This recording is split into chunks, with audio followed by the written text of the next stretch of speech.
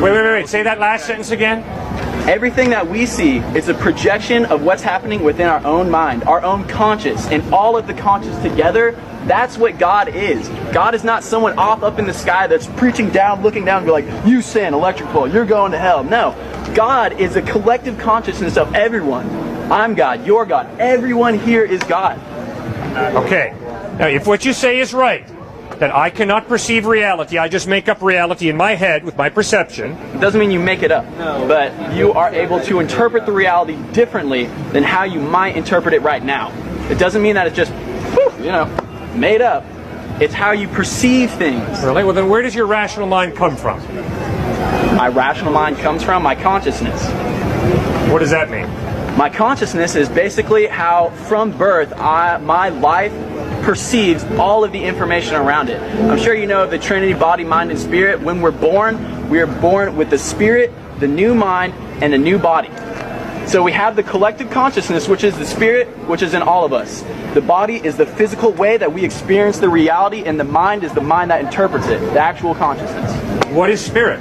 Spirit is what a lot of people like to refer to as God.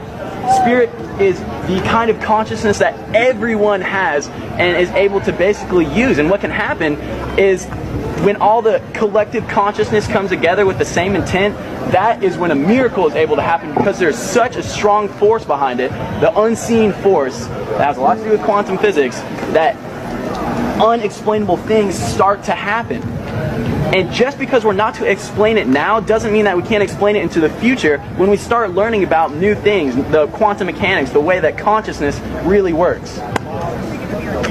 What is spirit? Where does spirit come from? Spirit started from the great beginning. A lot of people like to call it the Big Bang, everything like that. There was one consciousness. You might refer to him as God.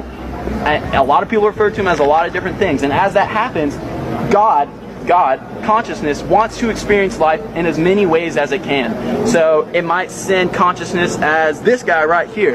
Intelligent, smart guy, he's experiencing consciousness in his own way. And then he might want to send it to some other person in India who grows up in some kind of temple, Buddhist temple, whatever. And he's experiencing his consciousness in a different way.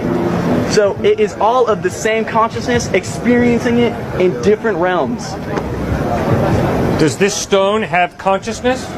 That is an extremely good question, and that's something that we're trying to figure out right now, is if inanimate things are able to have a consciousness. I'll tell you what the stone does have, is it all resonates on the same frequency that I do. You're bringing up energy and matter. Well, quantum physics is starting to show that everything is not as solid as we thought. It's more like a light wave, and it's a condensed light wave that is able to just manifest into something that's actually hard.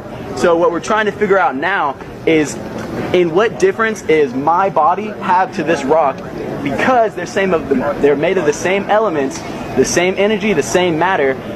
That is where the Buddhists get the idea that the observer, seeing, and the phenomenon are one and the same. They're not actually separate, because we are all made of the same building blocks, the same unit that our reality is constructed of. Sir, there was a Big Bang, right? About 15 billion years ago? What are you saying? There was a Big Bang about 15 billion years ago? How the universe started, I don't know. But do you accept the Big Bang theory or not? I contemplate it.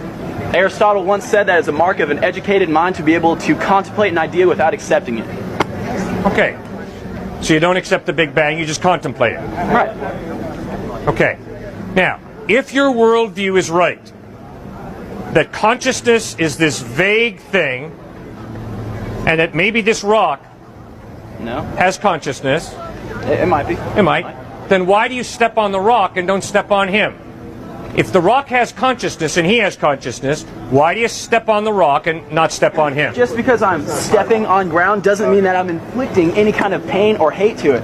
What's the difference between me taking a machete, cutting a head of lettuce, cutting a cow's head, or cutting his head? Is there a difference? Yes, there absolutely is a difference. What's the basis? Because plants are a way that everything in this life receives nutrition. There is not a single way to deny that. Everything comes from plants. And just because you're using a plant doesn't mean that you're even, again, hurting it, inflicting any kind of pain, because you're cycling through what is known as life. I would never hurt another human being because we're of the same species. You don't see lettuce going around chopping each other down. There's one universal force in the world, and it's consciousness. And if you ask me, consciousness is the same thing as love. Okay, All very good. Is love. That's where you and I disagree. If what you say is true, nobody has innate value. They just have subjective value that we choose to subjectively that give would ourselves. Not be true as where the question comes in.